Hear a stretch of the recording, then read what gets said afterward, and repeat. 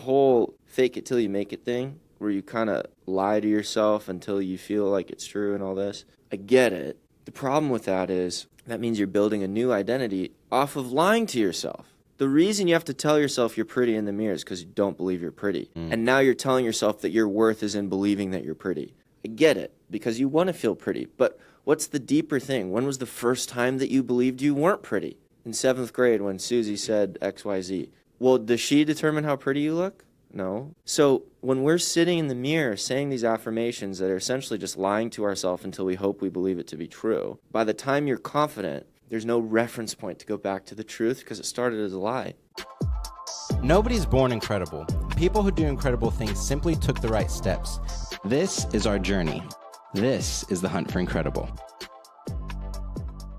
On today's episode, we have a special guest. We have many special guests, but this conversation I'm particularly excited to dive into. So we have my man, Daniel Schuler. Daniel, you're on the short list of conversations that I know with 100% certainty it's a guaranteed good time. Every single conversation's a good time. So I'm excited to capture this one and share it with the world. So Daniel is an identity and emotional intelligence coach, and he spent 7 years coaching thousands of people on effectively how to reframe their perspective to get out of their own way and grow in the direction that they need to go. He's trained everybody from 11-year-olds to 62-year-olds in every type of profession, from professional athletes to business moguls. This conversation is effectively essential for anybody who believes a lie about themselves. And I want to tease out a couple things that are really important here. So effectively on this show, what we do is we tease out the mindset and actions of people who have done incredible things so that the listeners can apply it to their own lives. So each conversation, you can learn a lot from anybody who's done something incredible to tease it out and apply it to your own life, even if you're not trying to do that same incredible thing. But it tends to be more abstract. We're teasing out mental models, etc. This conversation is going to be much more on the head and much more directly applicable to everybody involved. So I predict that this conversation will be one of the most universally applicable and valuable conversations that I've posted to date. No pressure, Daniel, but I don't even need to talk anymore. Dude, I've got high expectations for this conversation. Yeah. We actually, the first time we spoke, really connected on this because the idea of shifting your identity and letting that be the foundation for how your behaviors and engagement with reality change is something that I've been obsessed with for years because I believe in it so deeply. And there's a lot of stories that we can dive into in this conversation. So hearing your expertise and just like the immediate click in the conversation, we got like lost in our conversation for like an hour. A little dinner. We were like in a dinner with a group session, just like full nose dove into the topic. Yeah. So I'm confident for anybody trying to do anything significant, this conversation will be incredibly valuable. So Daniel, I'm super stoked that we're finally having this convo. Thank you so much. That was like the best intro I could have asked for. Of course, yeah. So to dive in, because like identity coaching and shaping one's identity to impact their actions and the reality around them, it's an esoteric topic to a lot of people. So how would you communicate exactly what you do and why this is valuable? That's a great question. I think to start, we would have to ask the question, what is an identity? Which is funny because everybody sort of asks that. What is my identity? Who am I? And the easiest way that I can explain it is your identity is who you think you are, who you think that other people think that you are, and then you just build a story around that. And then that story creates your belief systems. The belief system determines the action. The action produces a result. And then based off of your belief system and your identity, that's how you're going to assess the result and then either make changes or not make changes. And so I think, and there's a lot of people that do this in some shape or form. But I would say the way that I've found to be the most powerful is you find the thread that goes through everything. It's the who you are regardless of, not because of. You are not what you do. You are what you are regardless of what you do. So you're not the athlete, you do athletics. You're not the entrepreneur, you do entrepreneurship. And I think what happens is a lot of people tie their identity to their vocation. And the vocation is a place that you can express your identity. A relationship is where you can express your identity, but it isn't your full identity and your true identity. And that's where lies start to form. So then on a fundamental level, what is identity then? If it's not the things you do, because that's a big question that I remember it was posed to me when I was in like second grade, and it blew my mind of like, who are you? Yeah. And I remember telling, I don't remember who it was, some teacher or something like, oh, I'm Gideon. They're like, no, that's your name. Who are you? And it was just like, no, that's the thing you do. Who are you? And it really broke my idea of identity. Going down to a fundamental level, that thread that you called it, how does one define that for themselves? Well, there's a couple different ways to do it. For me personally, a big part of my identity is because of my relationship with Jesus. And so, on the faith level, there's that aspect where a lot of people listening to this, they have a relationship with God, or if they don't, you can still apply the same principles. What a lot of people start to do when you ask who they are, they start to name descriptive adjectives about themselves. So they'll say, I'm generous, or I am loving, or I am someone who's grateful, and I am these. And I am statements essentially being the blanket identity statement, which is good. But again, those are descriptive characteristics that you're aware of because of actions that you do. So I only know that you're generous if I see you doing things that prove your generosity. I only know that you're loving if you prove to me in some way, shape, or form that you are showing love in that way. And so for me, the name of my personal identity is that I'm an instigator of renewal and transformation. And so I figured that out through listening prayer, through a lot of journaling, and that's just the name that I feel like God has given me in this world. Now the question is, what does that rely on to exist? And the answer is nothing. Because it doesn't need a job, it doesn't need a person, it doesn't need a place, it doesn't need a thing. It's just I'm an instigator, someone who starts renewal and transformation. So for you, it could be you're not Gideon the podcaster, you're not Gideon the boutique hotel salesman, you're not any of these things. Those are things that you do. You could be, Gideon the bringer of light. You could be Gideon the whatever it is. And so the identity is the thing within your soul. And there's no, to this day, I don't like giving this is the one definition. It's not a dualistic thing. It's either this or it's this. But in terms of process, your identity is the thing in the deepest parts of who you are that doesn't rely on other things for existence. And it's where you feel the deepest and the most fulfilled sense of when you even have this thought process about what to do. That is who you are. So I've spent a lot of time with myself digging deep down to discover what that thing is. And I've spent a lot of time like journaling. A practice that I do that I recommend everybody does is I would write out I am statements. Mm-hmm. And I mean, like people are like, oh, affirmations, that's been around forever. What I do differently though is I write out the I am statements to reflect and see how they impact me. And I notice when I write something out, if I don't believe it, I ask myself why, and I dig down deeper to identify these self-limiting beliefs, which is something that we've talked a lot about. We'll probably dive into more. What are some actions that people can take to drill deep down inside themselves? And I want to point out too, part of it's difficult because we grow up with other people labeling us, right? So like a big thing for me growing up was I had people around me saying, oh my gosh, you're so good at math. You should be an engineer. You're not a great reader. And so I grew up believing I wasn't a great reader. And it wasn't until my mid-20s that I decided I wanted to be a good reader. And so I went through the process of deciding that I was a good reader. I studied speed reading and started ripping through books, and then went from like the lower 50 percentile to the upper 98 percentile in terms of speed and comprehension. And that was a big moment for me where I realized the only reason I thought I wasn't a good reader wasn't because I actually wasn't a good reader. It was because people as a child told me I wasn't a good reader. And the reason I wasn't a good reader as a child was because I'd rather be running around outside than sitting down looking at a book. So we're like, oh, you're not a good reader, when really I was just an active kid. So how do people dig deep inside themselves to identify the truth and the identity that's authentic to who they are so that they can engage the world in that way and discern that from the identities and the labels that other people have imposed on them? Yeah, that's a really great question. I would say it's going to be consistent regulation. So it's not you find that one thing that one time. It's how can I do this on a daily basis? So it's, and I'm not, obviously I've been doing this for a while, but I want to make it very clear that I'm not this guru that's sitting on this mountain telling everybody how to do things the way that I think they should do them. It's really, you already have everything that you need there's a little bit of dust in your brain, and I'm just this broom that kind of comes in and sweeps it away and helps you figure that out. So what that looks like, it's really just continuing to ask more specific questions of yourself. So for example, something of, what is success? That's a really kind of broad statement or a broad question. And people, I was in the direct sales industry for a while, so there was a lot of people, and they would say, I want to buy my mom a house. But nobody asked, well, what if your mom doesn't want the house? Or what if you buy the house and she doesn't like it? Or what if she dies before you can get her the house? Then what?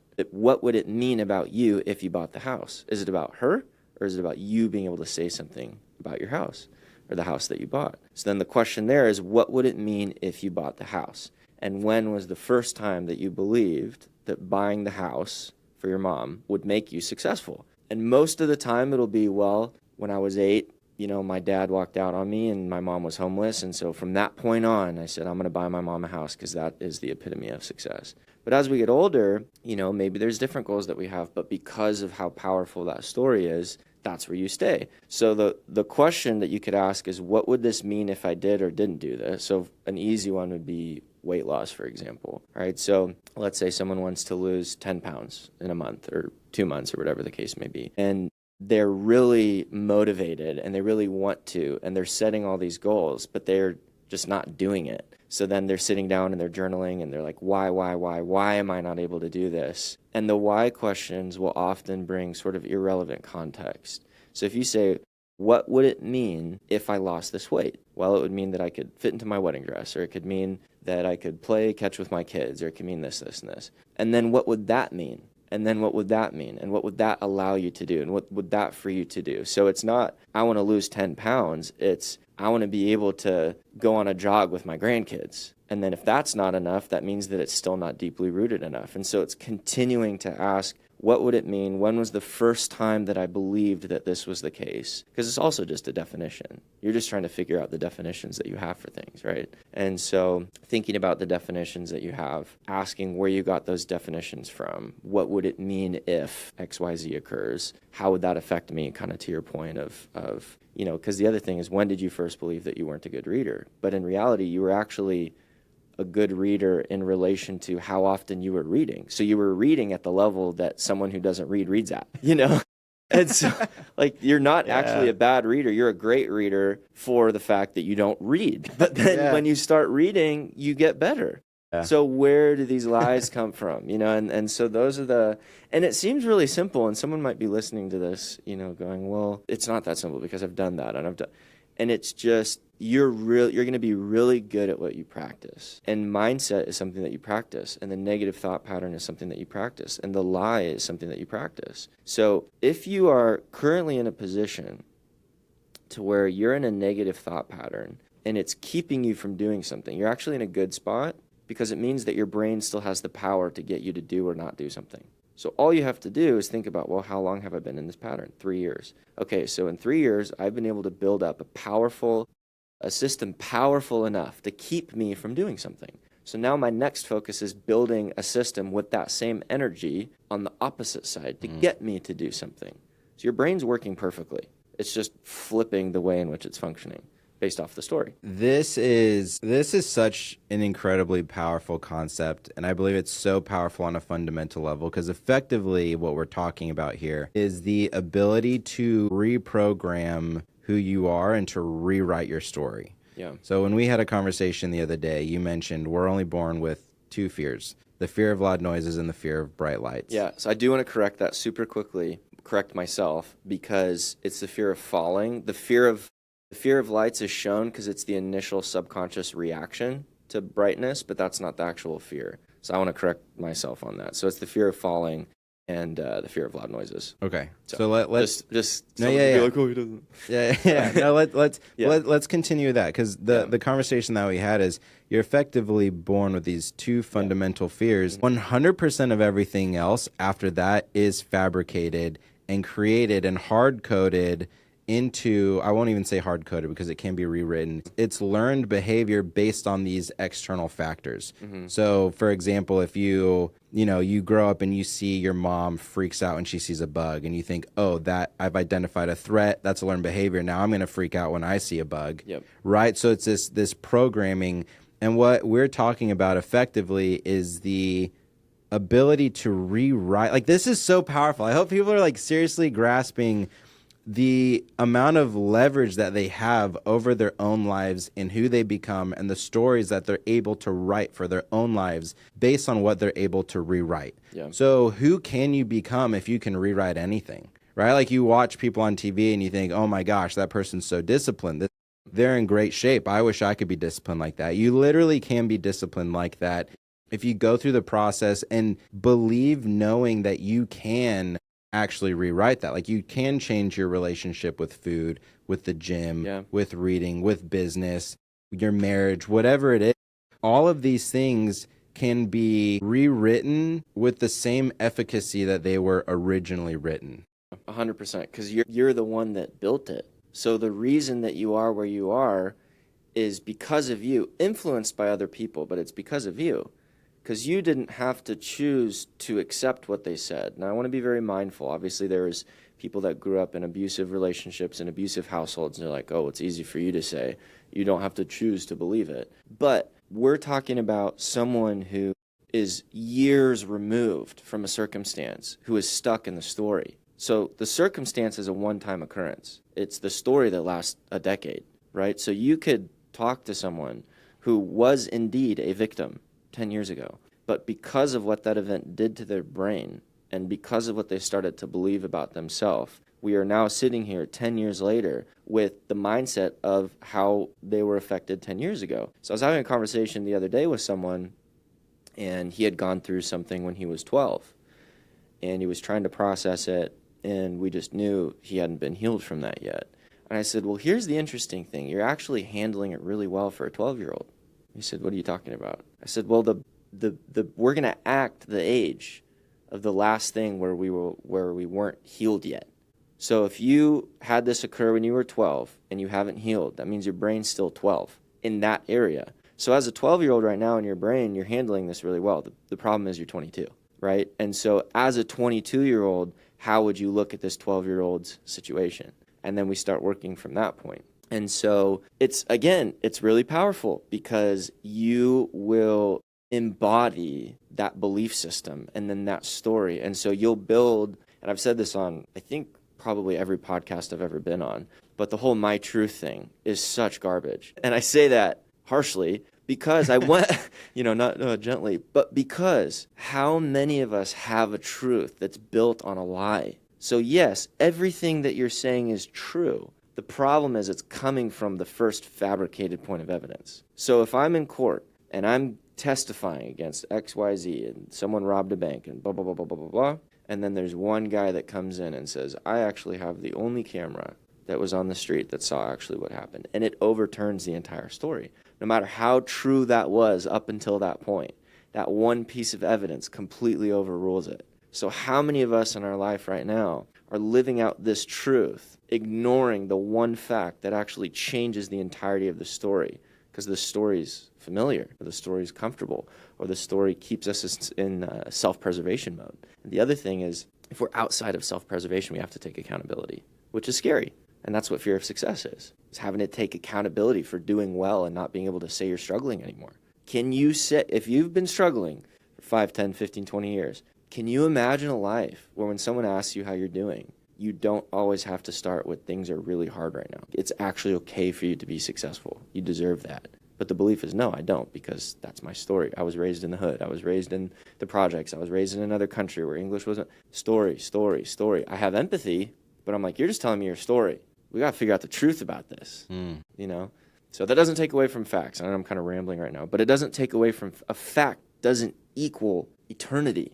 You were born in another country. Yes. That means that you automatically are less than everybody else. False. True, you're born in another country. The story, false. True, you were born without one arm. That means now that everybody's going to look at you, blah, blah, blah, blah. False. You have to cut the story after the fact. Yeah. Yeah, there's an important distinction between fact and belief there, where it's like I might say, like, fact, this shirt is white. Yeah. Belief, this shirt, makes me look a certain way that makes me insecure or makes me confident, whatever it is. Mm-hmm. And those beliefs can change on a dime and be reconstructed into whatever delivers value on what we're trying to do. Yeah. Also, the accountability is a big part too, because In one hand, it is added pressure and weight because now I have to take ownership for not being where I want to be, and I can't blame my parents, my environment, this and that. On the flip side, it's incredibly empowering because now you can correct it. So it's effectively like when people, they try to save their ego by saying this wasn't my fault, they're actually costing themselves where it matters in the long run. We literally experienced it this morning. I was on my way to the podcast studio and I shot you a text and I was like, hey man, traffic has me a couple minutes behind. And I hit send and I looked at that and I was like, fuck that. It's not traffic. Like I could have left earlier. Yeah. Traffic doesn't have me behind. Yeah. Like I take ownership, and like on the flip side, it hurts my ego because now it's not traffic, it's me. On the positive side, now I've owned it and I can be mindful the next time to not let traffic get in the way. So this idea of extreme ownership, while it does impact your ego, it gives you the power to rewrite what your story looks like moving forward. Like it doesn't matter what your story leading up to this moment is. You can take ownership for where you are, and now you're empowered to shape the story moving forward. And if that doesn't change, no matter how big your ego is, it's still falsified. So if you don't take that ownership, no matter how good you think you are, it's like you sit on a throne of lies. Yeah. But truthfully, yeah, you're the king, but you're the king because of this pile of BS that you built for yourself, about yourself, to show other people. And most people can see right through that if they're self-aware themselves. And so, yeah, I to your point, I just think that having that empowered, and kind of tangent, but not really, the whole fake it till you make it thing, where you kind of lie to yourself until you feel like it's true and all this, I get it. The problem with that is that means you're building a new identity off of lying to yourself. The reason you have to tell yourself you're pretty in the mirror is because you don't believe you're pretty. And now you're telling yourself that your worth is in believing that you're pretty. I get it, because you want to feel pretty. But what's the deeper thing? When was the first time that you believed you weren't pretty? In 7th grade when Susie said XYZ. Well, does she determine how pretty you look? No. So what was the actual belief? Well, because it reminded me of what my dad said. So when we're sitting in the mirror saying these affirmations that are essentially just lying to ourselves until we hope we believe it to be true, by the time you're confident, there's no reference point to go back to the truth because it started as a lie. And so there's a way to affirm yourself. There's a way to build affirmations that are non-reliant on external circumstances. So how do high performers build affirmations that are based on truth rather than just self-brainwashing in order to perform well? Yeah, I think it's really interesting because, I work with a lot of golfers. I played competitive golf for 15 years, and now one of my clients is a college golf team. So I work with a lot of college golfers and then a golf academy. And golf in particular is fascinating because it's not one round of golf and it's not 18 holes. It's however many shots you hit is how many rounds you're playing. So for people that shoot 100 times, you have to step up to the ball and tell yourself something. It's a lot of times to have self-talk.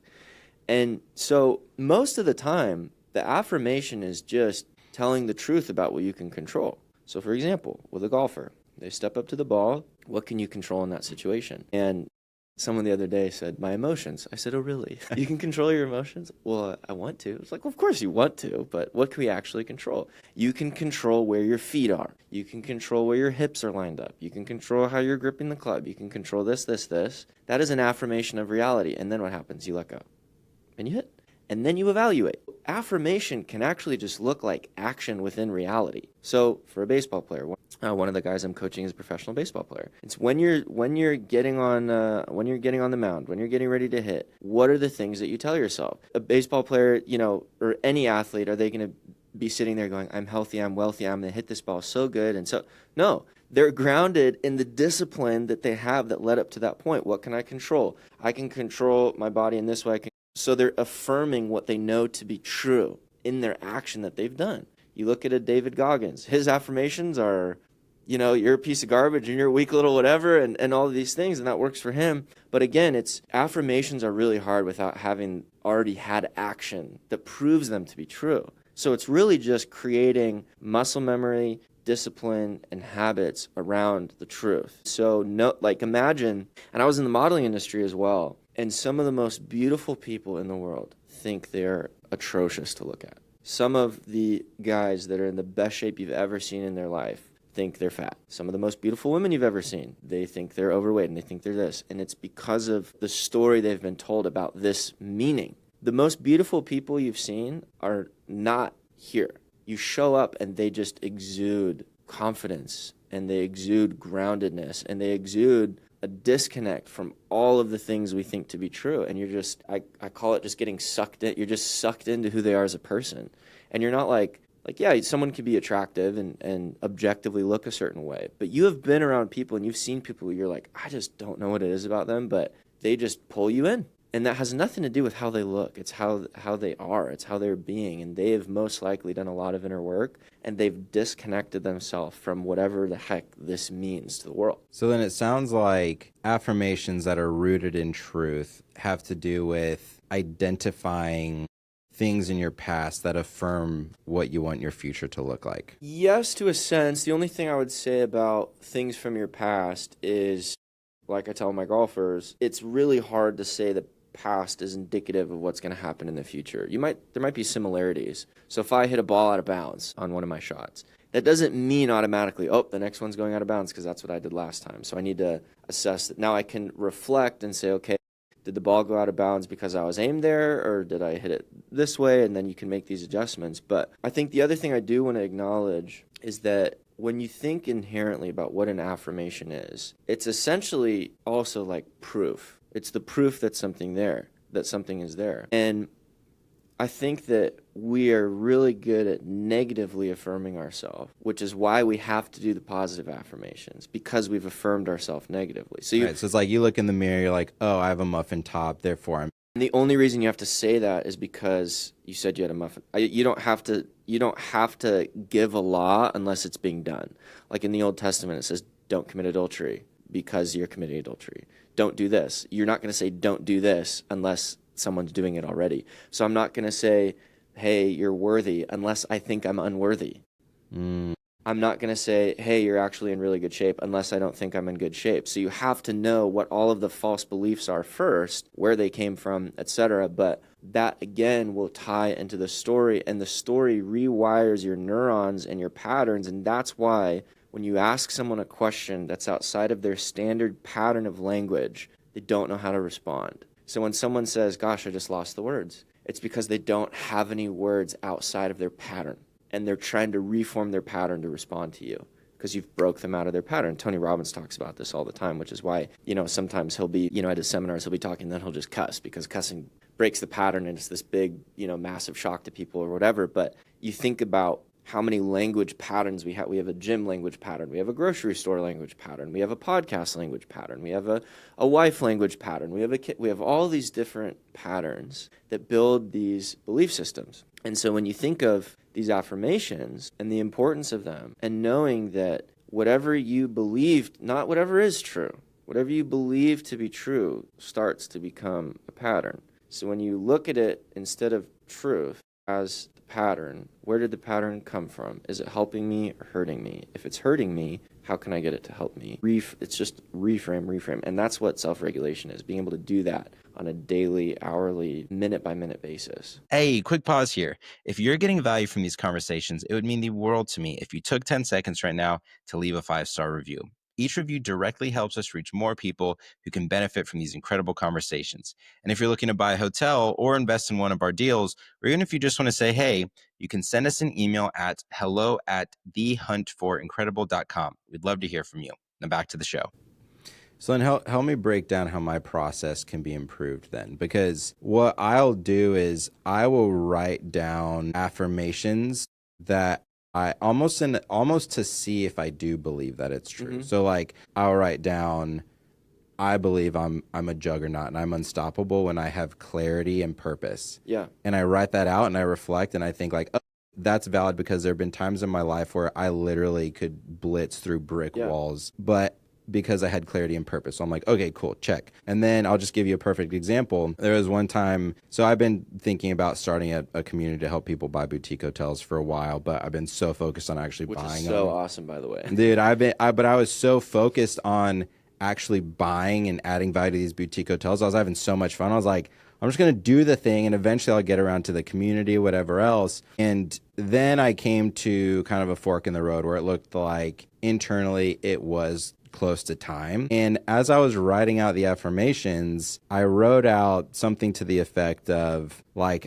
I can run and scale an incredible community that impacts people's lives. And I realized that I didn't believe it in that moment. So I stopped in my tracks and I wrote out why I had those self-limiting beliefs. And I wrote out the self-limiting beliefs that effectively I did not believe that I could maintain scaled relationships for a prolonged period of time. So I didn't believe that I could have a relationship with a large group of people over a prolonged period of time. And when I asked myself why I didn't believe that, I realized that there was no evidence to support that that wasn't real. So I don't know where in my life it came up that I didn't believe this thing, but I can maintain personal relationships for prolonged periods of time. Like some of my best friends I've been friends with for decades.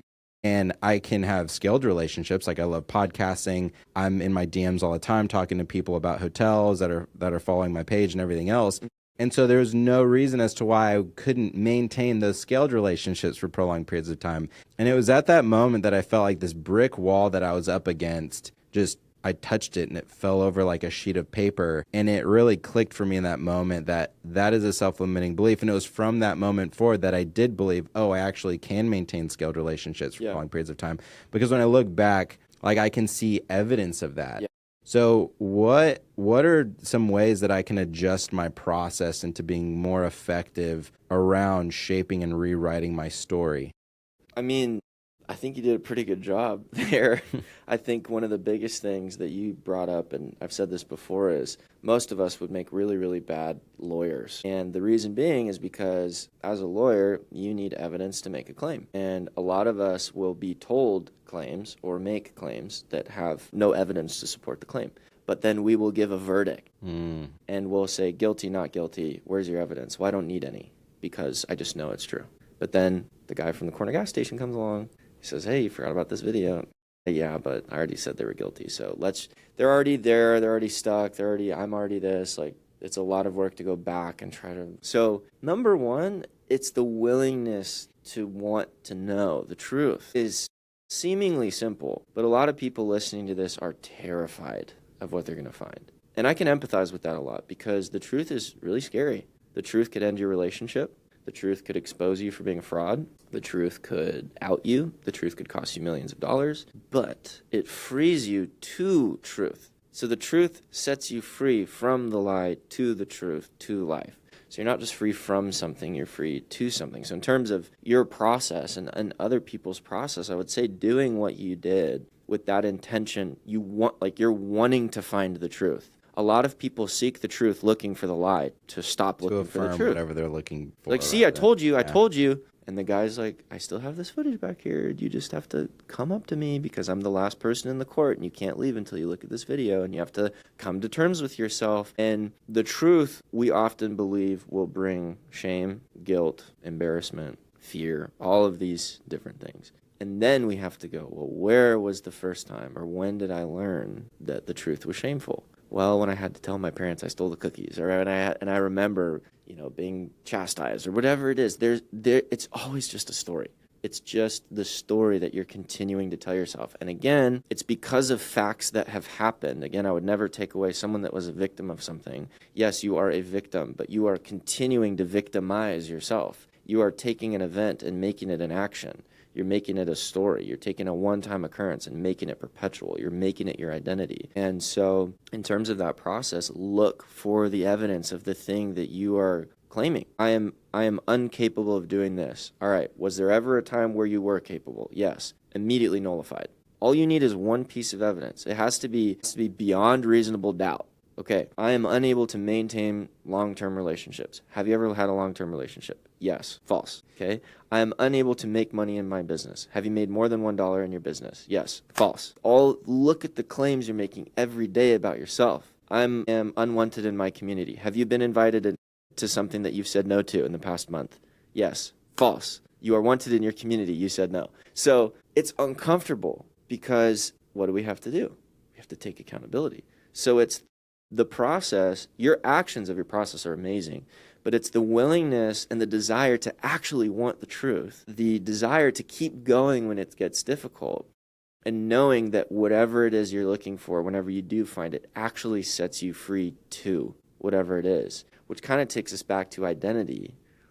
The identity is at the bottom of the well. So it's knowing that, all right, there's water somewhere. There's water somewhere. You're not identifying as the digger. You're not identifying as the mud or the slosh. It's like there is water at the bottom of the well, and wherever that water is where your life starts. So you don't, a lot of people will stop right before the beginning, if that makes sense. Yeah, I love that. Wherever the water is where your life starts. Yeah. It also ties back into the ego concept, because effectively when you are finding that evidence that shifts what you've been telling yourself about yourself, it breaks your ego, because it is a scary thing to have to admit that you are not who you think you are. Yeah. Or who you claim to be. But something I want to tease out with you, and this can be a thought experiment, so we might kind of wander around and we can pass on with it if we need to. But there almost seems to be something inside of us that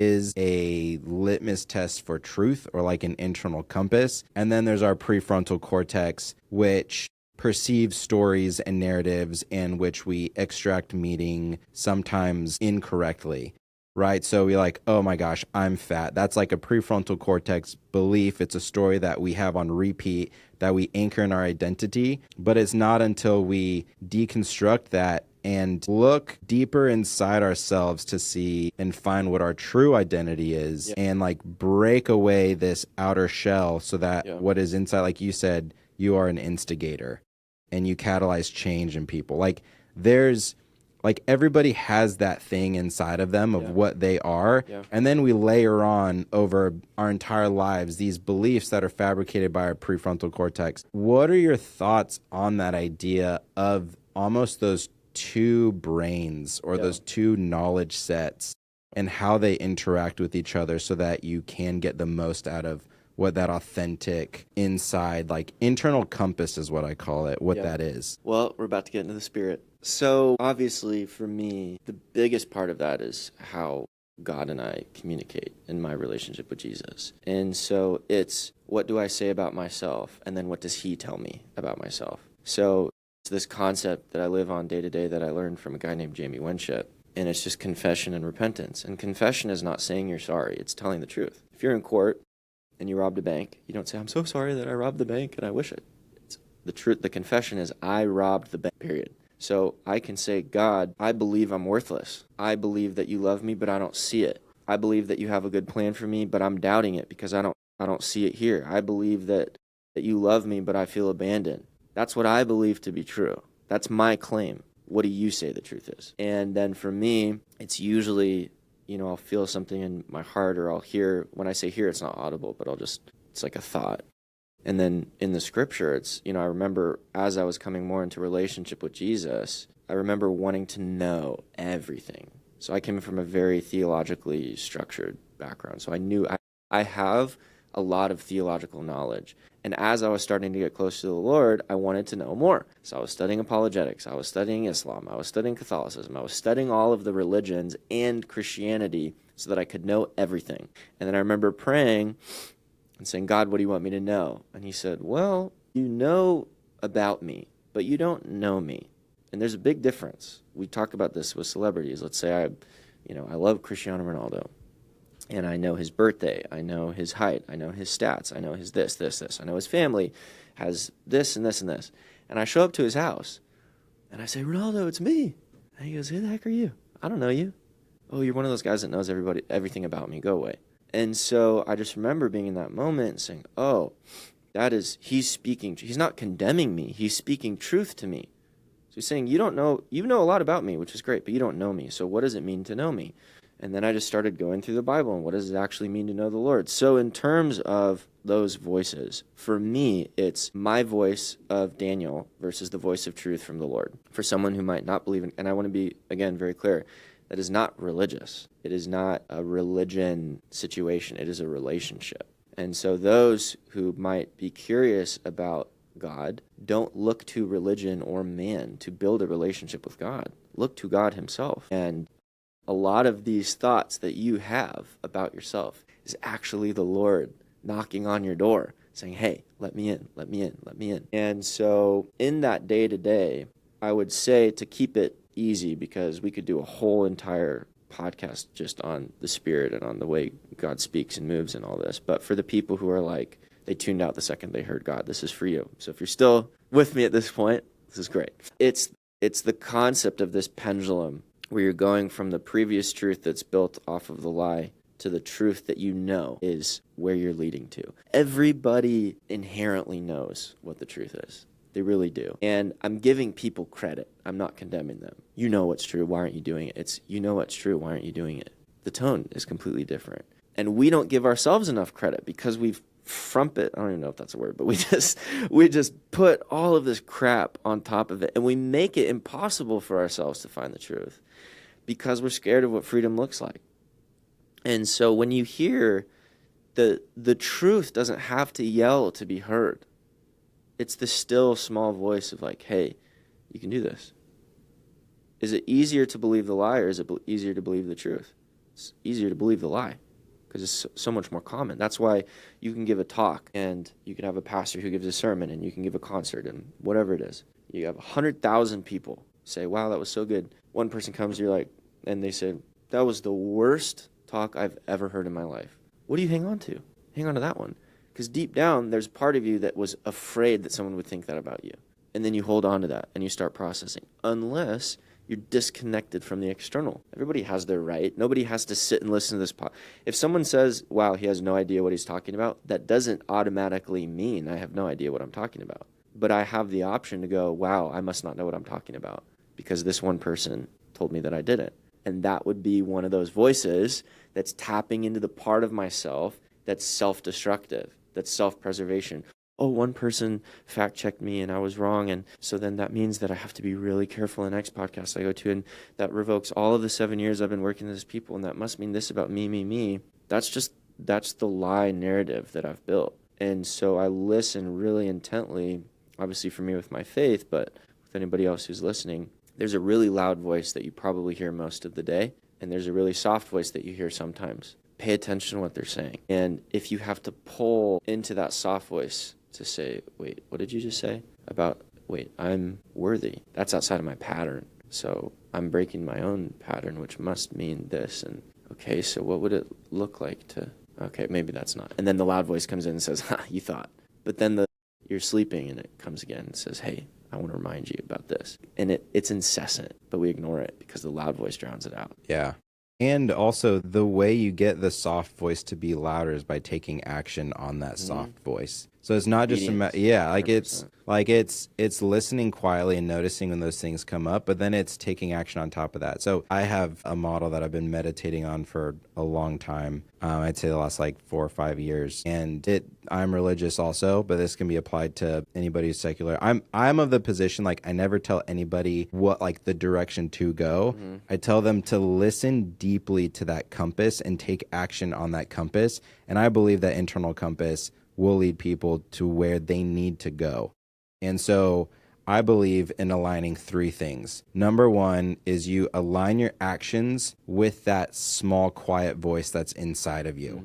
So when that little quiet voice says, don't say this thing, even though okay, you're hanging out with people who, you think they're these famous influencers, and there's that thing inside of you that says oh, don't comment on this thing that you believe to be true. But then, let's say your internal compass says make this statement in front of them, even if it makes you uncool. And you say, no, I don't want to say that because I don't want to be perceived as uncool. And then you don't do it, right? You're not aligning your actions with what you believe to be true. Yeah. Or conversely, if there is, something inside of you that says treat this person a certain way, but then you get in your head and you don't want, back to the ego thing. You're well, that internal voice doesn't align with this image and identity I've created for myself. Therefore, I will snuff out that quiet voice. The voice gets quieter and it speaks less frequently.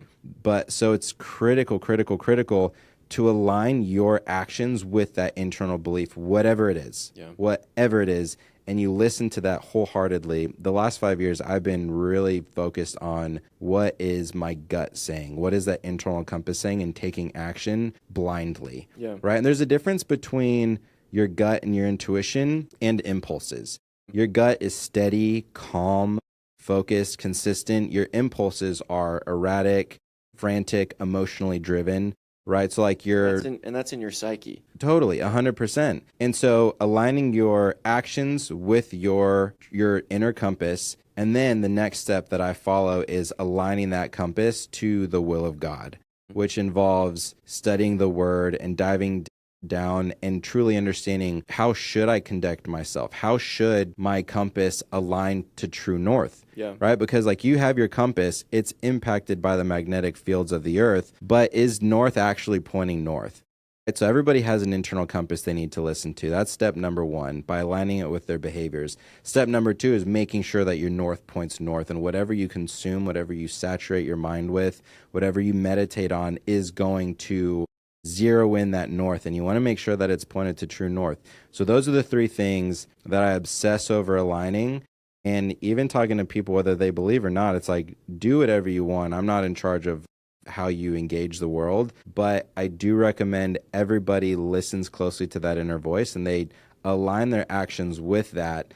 And taking it a step further, so I had a similar experience with religion where I went a whole decade through college and post-college where I just didn't know. Like, I never questioned that there was a God, but that's as far as I got. Like, the Jesus thing, I was like, he was a man. You know, there's a lot of stories from old. Like, I wasn't there, 2,000 years old, whatever. I researched obsessively. I took world religions. I studied as many religions as I could fit into my brain and compared and contrasted and said, what is true north? What do I align my compass to? And through that, of course, like, there's more historical documentation on Jesus than any other figure, like 100x. Like, nobody questions that Caesar Augustus existed or that Titus existed, but we literally have 100 times the documentation on Jesus as all these other figures. And so I got caught up in that, and I was like, oh wow, like the historical evidence, etc. And then I started studying like the Bible as a text. Like, the complexity intrigued me, the stories, the narrative, like how everything fit together like a puzzle was fascinating to me. So I studied it objectively, intellectually. And through reading it obsessively, what I was not expecting that clicked for me later on was that the text started speaking to me. And I found that internal, undisputed, welterweight champion of the universe, like God inside of me, that I felt like I saw that God in the texts. And the massive swing, so my background's in engineering. I've been trained to, you know, believe in the scientific method. Anything outside of the scientific method cannot be accepted as fact because it can't be proven repeatedly through XYZ. And it was through reading these texts that I realized, while there is more historical evidence of Jesus and what he did than literally any other historical figure, that's all a distraction. It's all beside the point.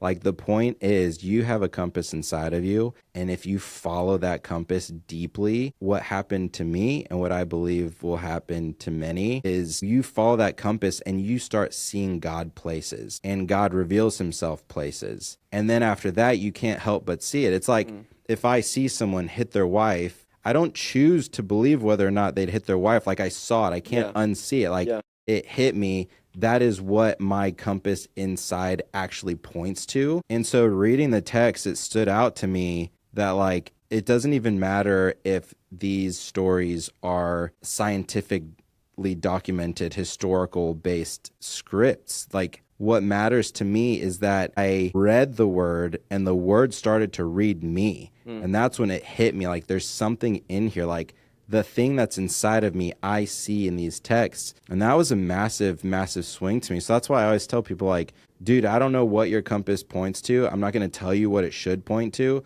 I'll tell you what my compass points to. The only thing that I can recommend without a shadow of a doubt is that little internal quiet voice that speaks up sometimes, that's the voice to align your actions with. And you pursue, like you're saying, the water at the bottom of the well. I'm not going to tell you what the water is. I'm going to tell you what the water was for me. I'm not going to tell you what the water is, but just pursue that thing and break away these shells that your prefrontal cortex and people around you have built on top of each other, because that's not the real thing. Like, fuck your ego, dude. Like, shatter it, starve your ego. It's not serving you. Literally starve your ego, feed the quiet voice, listen to that internal compass, that guidance, and that's the direction you should go wherever it's pointed. Yeah, so good, man. And I mean, that's a testament to a lot of verses, but the one that comes to mind is the word of God is sharper than a double-edged sword, penetrating to the soul. And it's living and it's breathing. And so a lot of people look at the Bible as a book, and it's really 66 books, but no, they look at it at this historical book that's good. It's like, cool, there's some good things in there, but as you start to read it, like you said, you go, oh, that's my language. That's God was. This is the way that I talk to you. This is the way that you and I communicate together. God's not out there. We're not praying to a God that lives out there. God is within us, and the kingdom of God is in our midst. And in our midst, the direct translation is within. And any time in the Bible that it says, when it talks about the way that a human can know God, the direct translation is two becoming one, and there's a oneness. And so the pursuit of the Lord and oneness is the pursuit of the Christian life. And that's not a religion. That's a relationship, again. And so to your point, in terms of these voices, I think that, people listening to this, they might say, okay, well, I don't believe in God, but I want that. Where do I start? My question would be, what would it mean if you started believing in God? What story would you have to get rid of? When did you believe that believing in God would actually restrict you? Because a lot of people, they'll think believing in God means I can't have fun. Believing in God means I can't do this. Well, where'd you learn that from?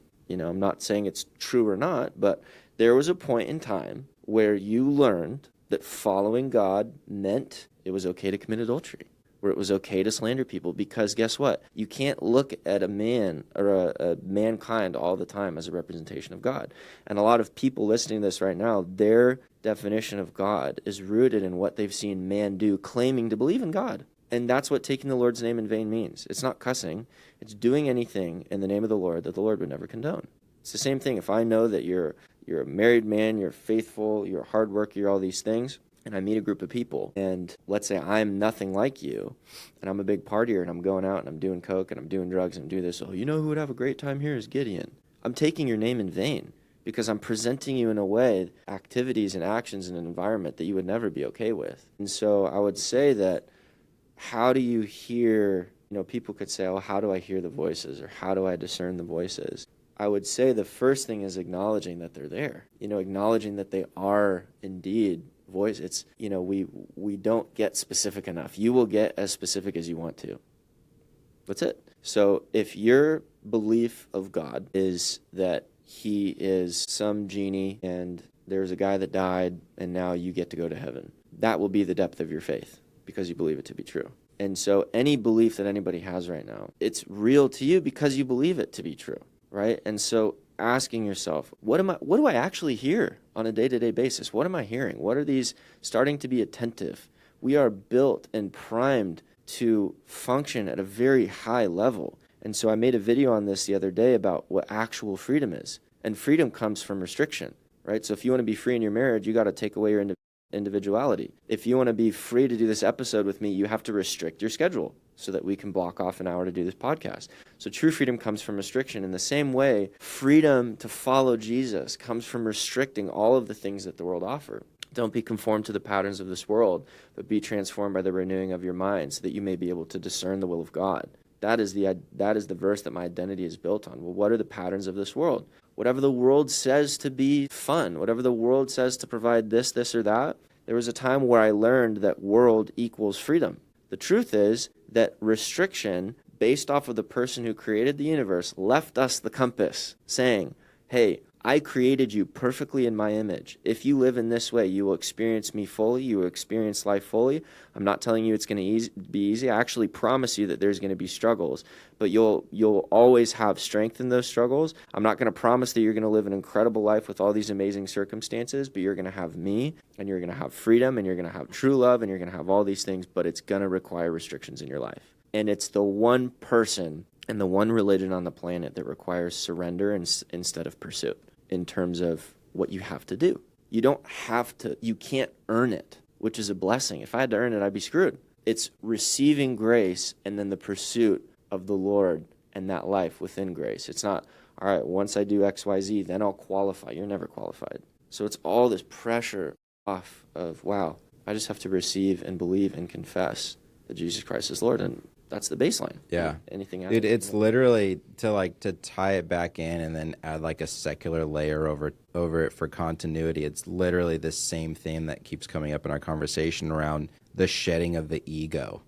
And what happens if you release, like you're talking about, and you release, like, you know what? I'm going to release that comment that Susie made when she said I was ugly. Yeah. Like, I'm going to release these beliefs. Like, I'm going to release the self-limiting beliefs that have put me in a cage where I'm locked inside, but I have the key in my hand. And what does that release actually look like? To say, like, okay, all these layers that are on top of this, like, fundamental core principle of who I am, what happens if I just, like, they're held together by the glue that is me, and I can literally just stop and release it. I ended up leaving. So a big reason that decade that I was just, like, lost and didn't know what to do, where to go, or anything like that I started studying religions, world religions and everything heavily. A lot of that was being pushed away, like you were saying, where I still to many degree am anti like industrialized Christianity with this like surface level preaching of monologues where they're really just a motivational speech that they treat the Bible like a grab bag. They pull out verses to support whatever motivational speech they have. And I saw some of the most twisted and messed up things I've ever seen in my life come from the church. And I was like, dude, I don't want anything to do with that. That looks toxic and bad. And I was associating the biblical structure to the behaviors that I saw people making and wanted nothing to do with that. And throughout my journey, I never questioned that there was a God, like, full stop, and like literally no more than that. That's like the entirety of it. I was like, from a fundamental level, this is all I believe. And then even what is God, breaking that question down, I didn't even know. So literally like that statement is all that I believed. And I don't think I've ever shared this story publicly on a podcast before, but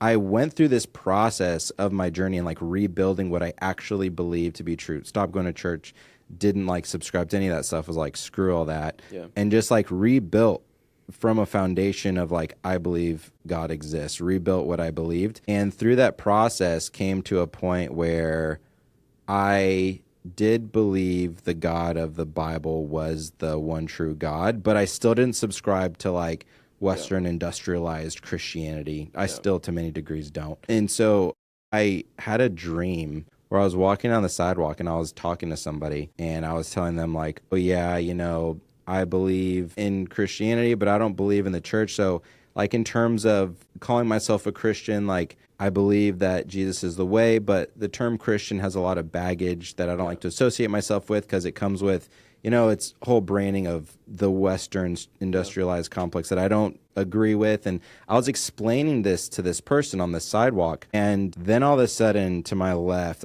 I remember it crystal clear like it was yesterday. A homeless man picks his head up and he had piercing blue eyes. His face was more detailed and articulate than I'm even seeing you right now. So, you know, like your dream state, sometimes the colors are a bit more muted. It's a bit more fuzzy. And he picked up his head and it was literally more vivid and clear. I could see every single strand on his hair. I could see every fiber of his crystal blue eyes, like the webbing that's in your iris. I could see like the most outrageous degree. I'm literally getting chills right now talking about it, like to an insane degree. And as like right after I was explaining to this person, like, I don't believe in the branding of Christianity, whatever else, picks up his head and he looks at me super intently and he said, its branding is not of your concern. And I woke up and I was like, literally woke up, my heart racing, was like, what the freaking heck was that?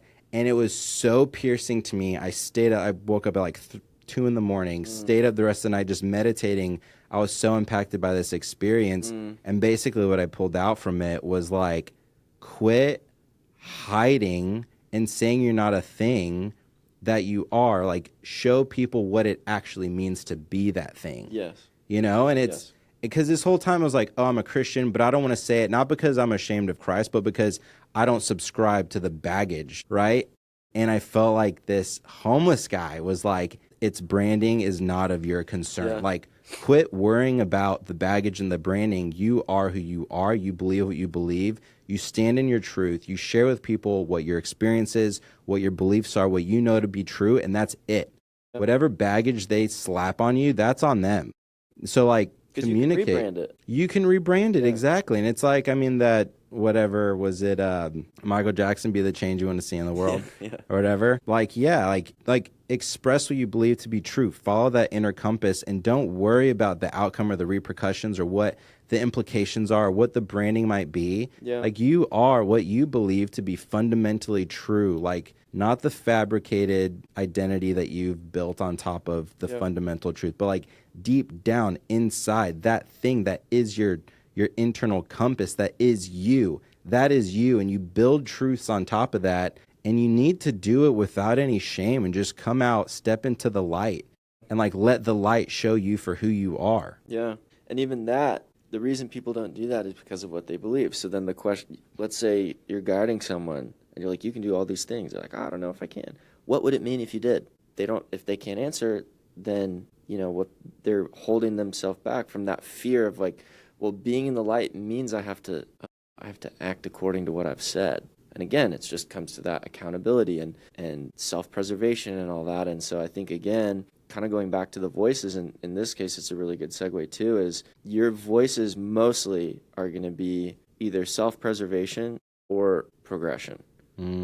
So what, and I just kind of got this for the people that still don't really know what we're talking about in terms of the voices, or how to, can I avoid God and get that? No.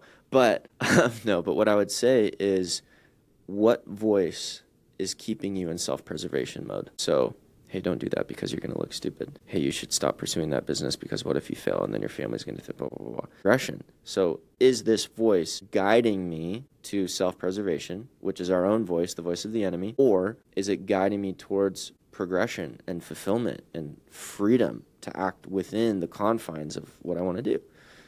And so I think that really being able to grasp that, and in something like that, being afraid of the branding it's really good, because even people will say, are you religious? I don't answer. I say, what do you mean by religious first? I can't answer until I know what their definition of religion is. And even spiritual people are religious. They're like, I'm not religious, I'm spiritual. I'm like, you're religious about your spirituality. So, just to be clear. But yeah, I think that those voices will guide us to either going back to sleep after we've had a situation like that, or realizing, oh, that guy just got me out of self-preservation in my mind. That homeless man just broke me out of my prison, broke me out of my shell. He's a representation of the voice that's like, Gideon, wake up and go do what I have for you. Go do all the things that I've set before you. And I think it's a really amazing story. Yeah, wild experience. I have a couple like that. We can grab coffee. Yeah. We can get some cold brew. Yeah, They're a little L-theanine. Okay, one more topic that I want to touch on before we wrap up, because this is something that I've also been challenged with, and which got me to the journaling and discovering and everything else, which is I've known for the last few years that the only thing stopping me from where I'm trying to go is me. Like, I know it's just me in my own way. And every time I've been able to identify what in me is stopping me, I've had massive breakthroughs. Like, one of them was the community thing, where it's like I discovered it.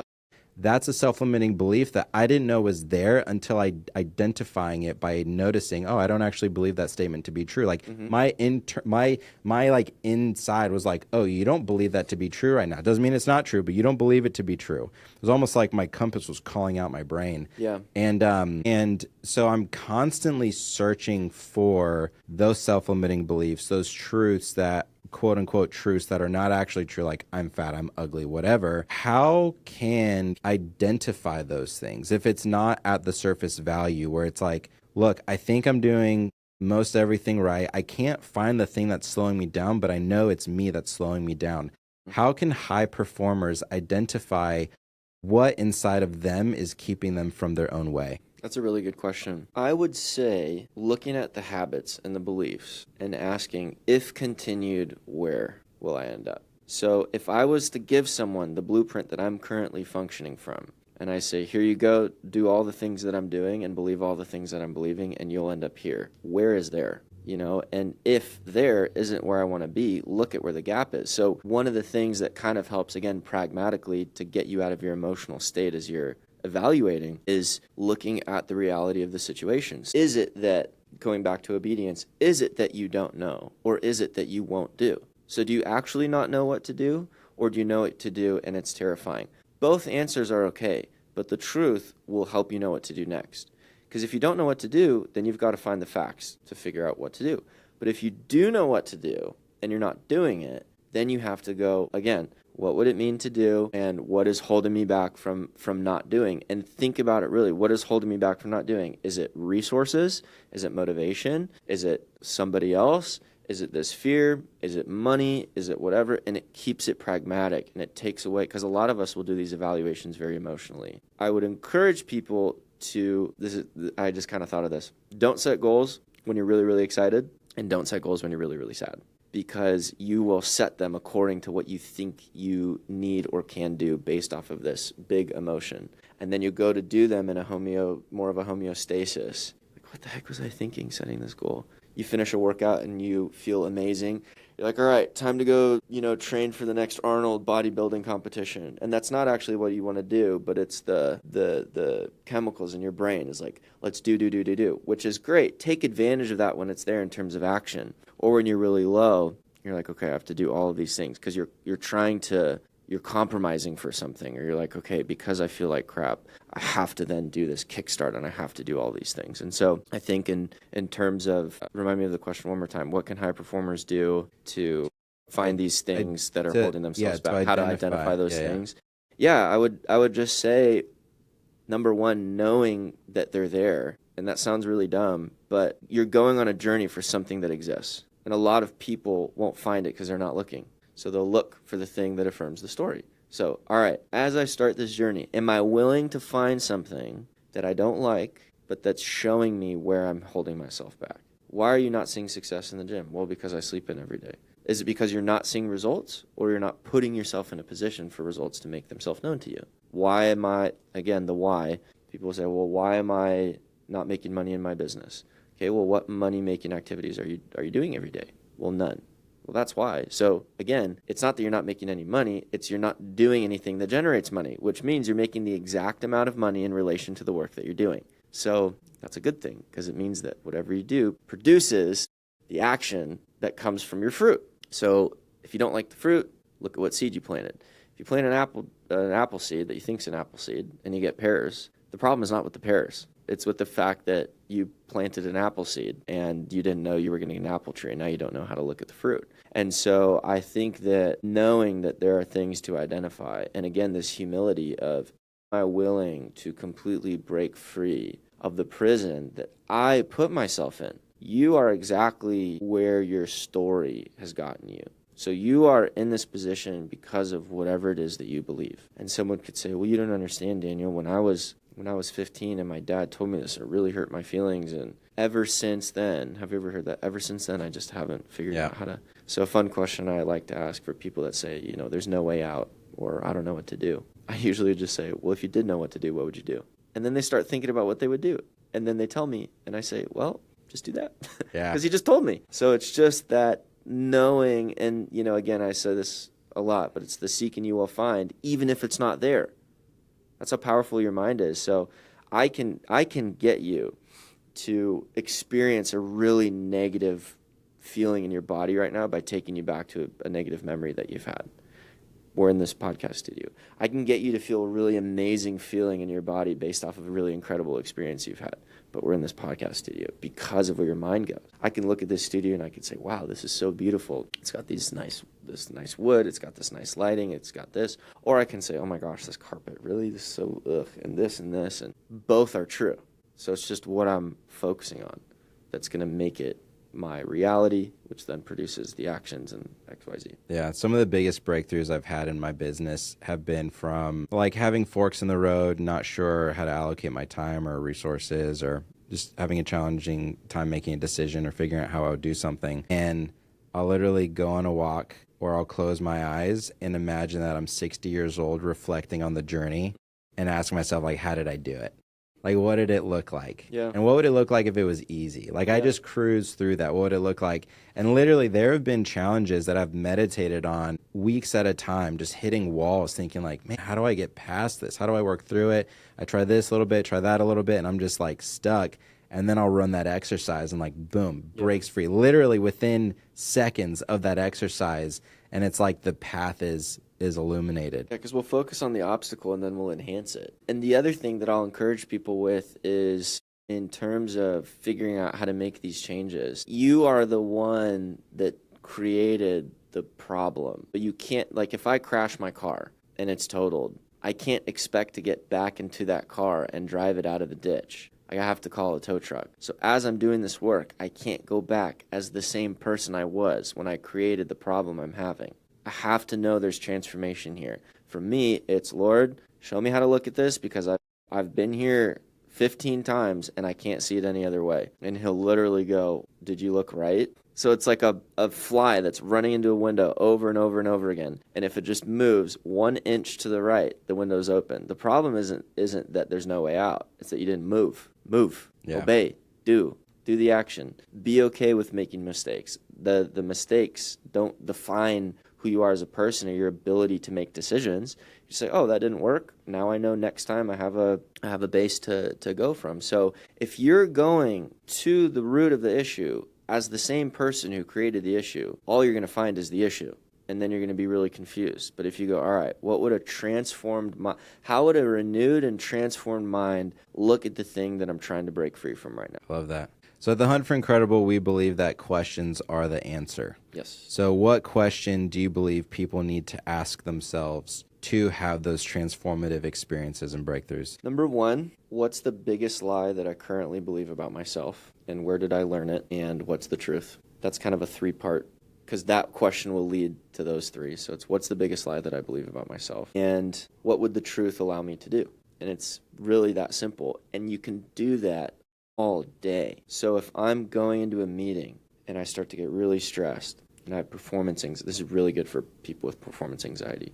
All right, Daniel, what's the lie that I believe about myself? Well, that they're going to judge me. Okay, what would they be judging you for? Well, they'd be judging me for maybe I'm not enough or maybe I don't present properly. Okay, so what can you control? Are you well studied? Yes.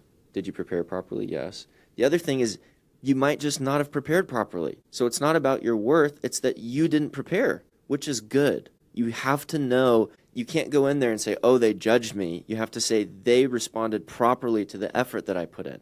That's not an identity statement. That's just next time study more. Otherwise, you're going to be stuck in this story. So what's the lie that I believe about myself right now, and what's the truth about it, and what can I control? And you do that all day long, any situation you want, and it keeps you grounded, and it's a non-emotional question. It's not, why do I feel this way? Because I'm so nervous, and because every time I get in front of people to speak, I feel you're just sending yourself into cortisol heaven. But if you ground, all right, what's the lie? What's the truth? What can I do now? Not, what am I going to do if? What do I do now? Right now. You go, you do, then you evaluate based off the truth. I love it, man. So, Daniel, it's been an absolute pleasure as always. Thanks for being on. You're incredible. Thank you. You too.